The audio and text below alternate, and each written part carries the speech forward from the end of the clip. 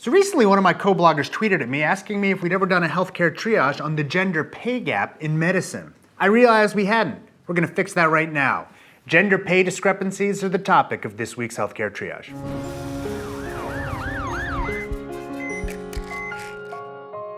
I work in a medical specialty that's dominated by women. Almost all the physicians in my section are women. Almost all of my fellows have been women. Pretty much every one of my mentees has been a woman. So I talk about women's salaries in medicine quite a bit, and the subject of whether women are paid differently comes up often. Now this is when a lot of you will start telling me that it's anecdotal, or it's because women want to work part-time, or blah, blah, blah.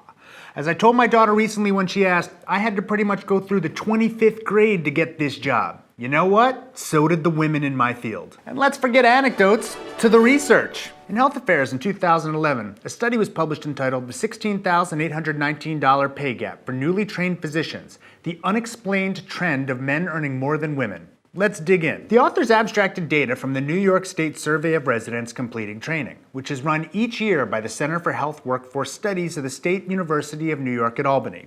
Other than 1 or 2 years when funds prevented the survey from being completed, it's been fielded every year since 1998. They took data from 1999 to 2008. The authors were most interested in the residents' starting salary, defined as the self-reported base salary plus expected incentive compensation. And it's good to look at the starting salaries because that's when everyone is equal, having just completed training. It's not a time when people would have big differences for a variety of other reasons. First, let's look at the unadjusted analyses. Here are starting salaries for men and women in selected physician specialties. Not only do women have a lower starting salary overall, they have a lower starting salary in nearly every single specialty. I took a look in the appendix, and if you look at all 45 specialty groups, women lose in every one but 4. General surgery, critical care, gastroenterology, and other anesthesiology subspecialty. These 4 specialties account for only 2.9% of graduating female residents. That's sort of stunning, but it's possible that other factors come into play. Maybe all the women chose jobs with fewer hours or in cheap places to live. So the authors conducted analyses that looked at average mean salary while controlling for those things. These included the 45 categories of specialty training, race, ethnicity, age, citizenship, foreign medical graduate status, whether graduates had an MD or an OD degree, educational debt, health professional shortage work area obligations, practice type, location types, patient care hours, and the year. Did that get rid of the discrepancy? No. The solid lines in the chart you're looking at are the unadjusted analyses. So the controlled analyses, or dotted lines, about halves the discrepancy. But this means that after controlling for all these other factors, men still had a significantly higher starting salary than did women. Not only that, but it's getting worse. It's risen from $3,600 in 1999 to over $16,000 in 2008. And that's not the only research we can look at. There's a more recent study in JAMA Internal Medicine, Gender Differences in the Salaries of Physician Researchers. The authors of this study surveyed all doctors who had received career development grants from the NIH in 2000 to 2003.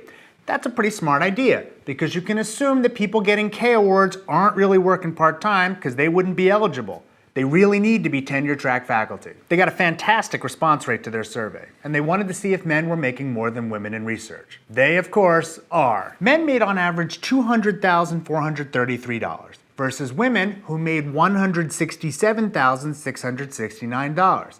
Now there are some valid reasons that this could be. So the researchers designed the study to account for these differences. I mean, come on! Let's get the usual caveats out of the way. This was a complicated analysis that compensated for the usual factors, or excuses, people try to bring up when confronted with the fact that women make less than men. They accounted for demographic factors. They accounted for whether people are married or had kids. They accounted for other degrees, specialty, and leadership positions. They accounted for how many hours people worked and the time they spent in research. And I think you can make an argument they were too conservative. After all, there are more men in leadership positions than women, even in women-dominated specialties. More men get promoted than women. And unless this is totally deserved, it's skewing the findings towards making a case that men should make more than women. But even if you ignore this, do you know what they found? After controlling for all of the other factors, women were making a lot less than men were.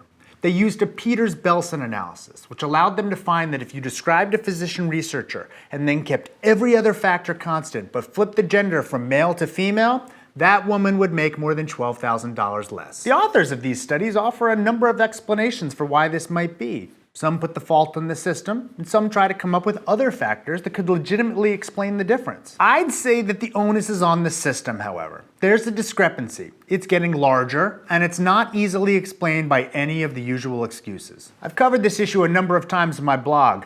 One time I did, a commenter used the results of the fact that women make less than men as proof that women are inferior physicians. We have a long way to go here, even in academic medicine.